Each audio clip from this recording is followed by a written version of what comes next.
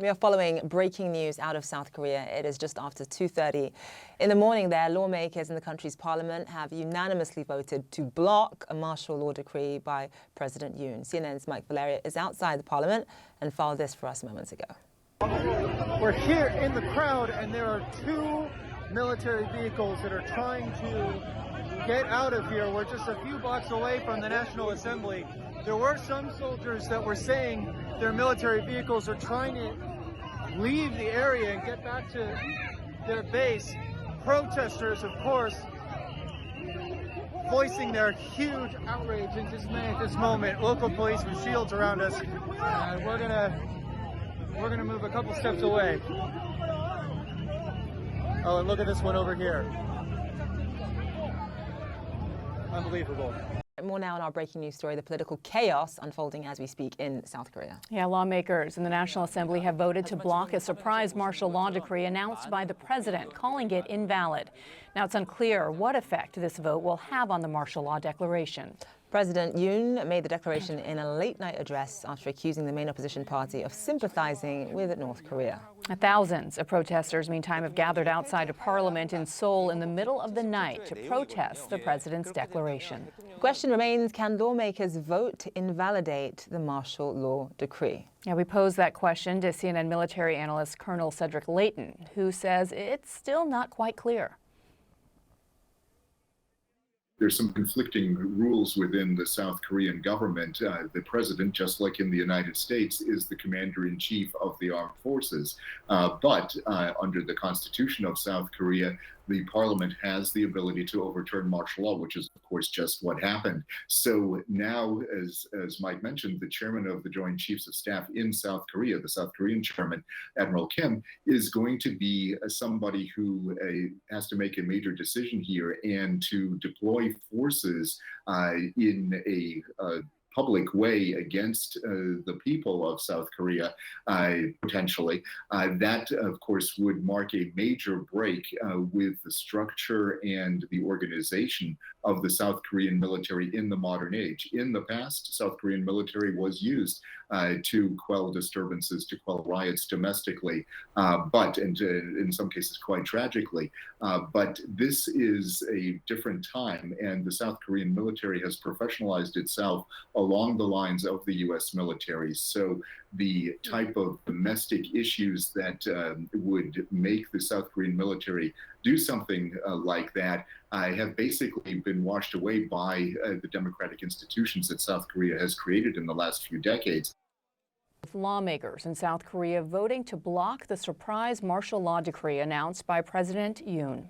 CNN's Mike Valeria joins us now from outside Parliament, again reminding our viewers, as they can see there, it's 2:50 in the morning and the streets are now becoming more and more crowded, with citizens coming out in protest, in shock, as the rest of the world really was, to news of their president just 4 hours ago declaring martial law. Tell us what you're seeing and hearing. Well, we should note that a couple minutes ago we saw military vehicles, two Humvees, leave the area around the National Assembly, just about 2 blocks from where we're standing. So there were shouts of joy and elation that members of the military were pulling back after, again, South Korea's National Assembly declared that martial law should be overturned. So what we're hearing right now, a couple meters behind me, a couple of yards behind me, Cho Guk, who is a member of an opposition party, a former justice minister, liberal, from the liberal side of the equation, political equation here, he is saying that this institution of martial law was indeed illegal. We're hearing a chorus from a crowd gathered around us that Yoon Suk-yeol, South Korea's president, should be impeached and that his days, if they're not over, should be numbered based on what happened just a few hours ago. So we have seen more and more people start to rally around the square here in front of the National Assembly, fighting for democracy. Such a shock to hear the news when President Yoon Suk-yeol of South Korea addressed the nation in a surprise televised speech saying that he was instituting martial law to rid the country, paraphrasing here what he said, of elements supporting North Korea and supporting communism within the government. incredibly unclear what he meant by that statement.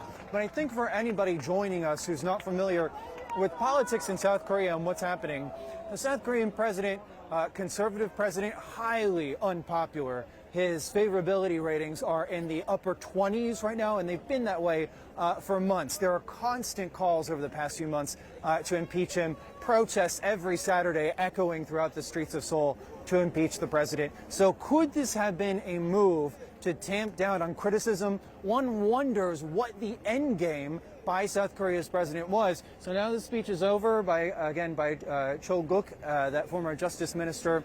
We're talking to more and more people. But again, they say such a feeling of shock that a bastion of democracy here in East Asia has been subjected to this, not under military dictatorship or military martial rule, since military dictatorship in the 1980s. Yeah, and speaking of impeachment, I mean, there was a petition calling to impeach President Yoon over the summer that garnered well over 1 million signatures, and that number rose steadily in a number of days. Just in terms of the fact that now we know that lawmakers have voted to block this martial law decree, do we expect to hear from the president in the coming hours, Mike?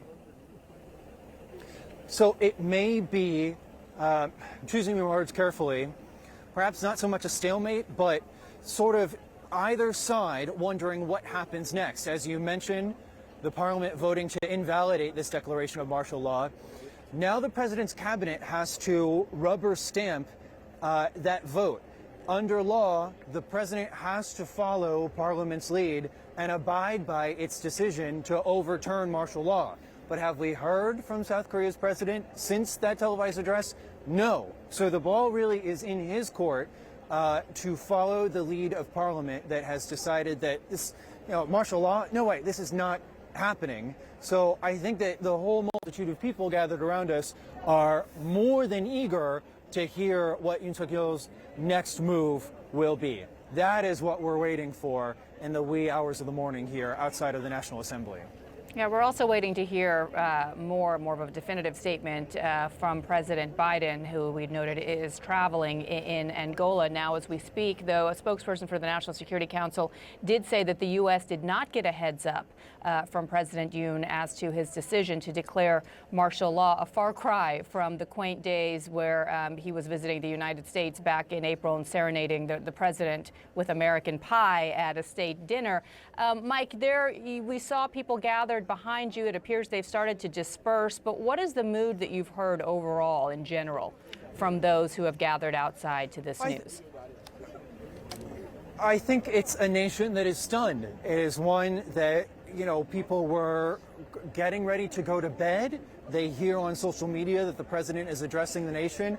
And, as more and more details were trickling out, people, including myself, were looking at their phones and we thought, wait, is this a typo? South Korea? Is this North Korea? Is this some sort of mistake that martial law is instituted in South Korea? So I think that there still is a palpable feeling of disbelief, dismay, and shock, and wondering what will happen to the president next, and seriously doubting that he can continue when Parliament has voted to overturn his decision, and when there are certainly multitudes of people gathered around us, and I should say, when there have been protests for several weekends before this. We're expecting more protests in the weeks to come. Yeah, many people saying that his days are numbered in office, that this could be over for him, and he could be impeached. Mike Valerio, live for us there. Thank you so much.